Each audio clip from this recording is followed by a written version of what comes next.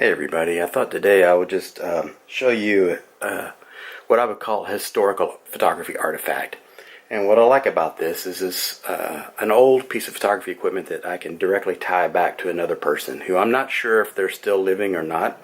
I'm going to do some research and see if I can locate this person on the internet. But a few years ago I acquired a box of, I guess you could generously call it gear, although it was actually just a bunch of junk. But in that box was this old General Electric exposure meter. Came pretty much a complete kit, which is kind of cool. This is just the empty box. I'm going to show you what came in the box, but look at that. Now, the meter itself came with a leather case, which you can see here is not worth much. It's had some bad weathering. I guess that's mold or something on the outside. And also, the meter itself was in really poor condition. You can see here that the glass is broken and no longer operational. It's really kind of corroded, and it looks like maybe, I haven't tried to open it, but it looks like the batteries might have been left in, and you can kind of see there's a lot of corrosion along there. So I think the battery probably went and took the meter with it, so there's not even any real way to repair it as far as I can tell. It's a General Electric, and what really I kind of like about this thing, let me dust all the corrosion off of this tabletop, is it came with some documentation on the inside of the box. And what we have here is a little insert telling you where to get it repaired. And what I'm wondering about now, if I can still send this to one of these locations and have the repair done. It says users west of the Rocky Mountains, send it to General Electric Company, 301 Bryant Street in San Francisco, California. US users east of the Rocky Mountains, that would be me, General Electric Company, 40 Federal Street, Westland, Massachusetts. Canadian users, it goes to Toronto. It also says do not ship to Schenectady. I'm not sure what happens if you do that, but apparently it's really the wrong thing to do. Down here, this little thing's got its publication number, and it says 446, which is actually, I believe, the year of this thing, because on the inside of the booklet I'm going to show you, photo data book is what this is called. It's got a General Electric logo right there. I'm not sure how well this is visible on the camera. GE logo, photo data book. On the inside, you can tell it's had some water damage or whatever, maybe along the way. It's kind of in bad condition in some ways. But on the inside, it says this book is the property of John Thompson, and there's a little abbreviation there. I believe that stands for Midshipman. 1048B, Naval School Pre-Flight, N.A.S, Pensacola, Florida. That's pretty cool. That's a tie to a real person, and actually someone who served in the United States military. Down here talks about the camera equipment. He had a Welta with a Cassar f2.9 at 50mm.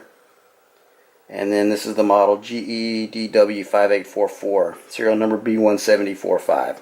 That's kind of cool. What blows my mind about this, first of all, let me go to the next page.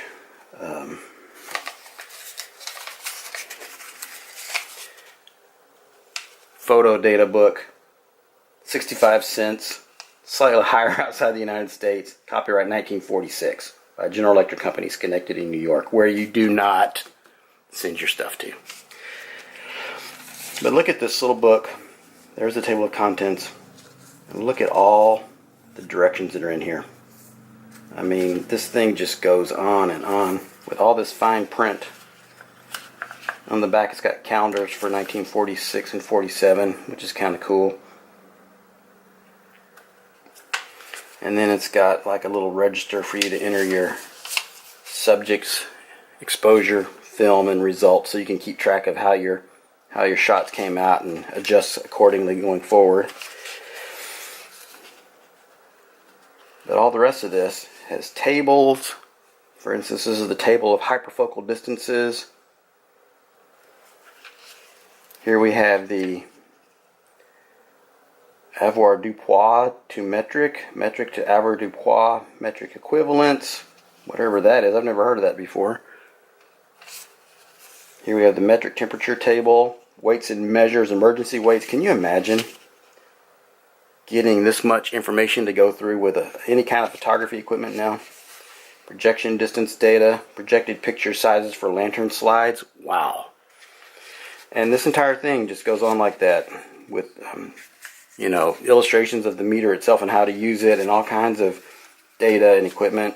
Now, for someone who's in naval pre-flight school, they probably had a mathematical mind and maybe they wanted this kind of information, but I just can't imagine anyone actually reading this, much less using all this.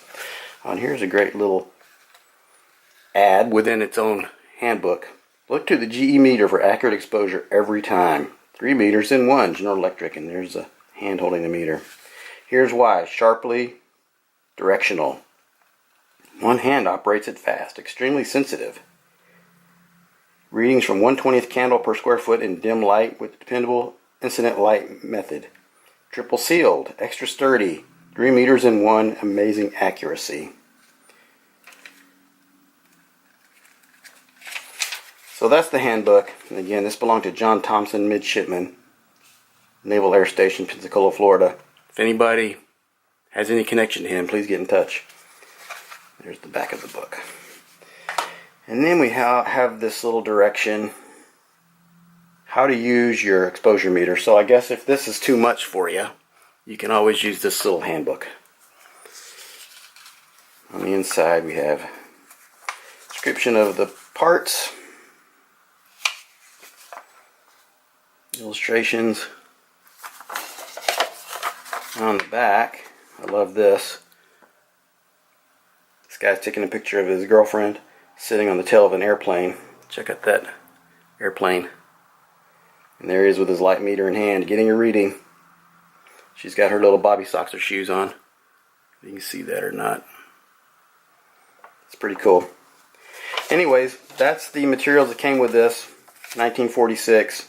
Little walk down memory lane. I wish the meter still worked. It'd be fun to try to use it. That's all I got. Thanks for watching.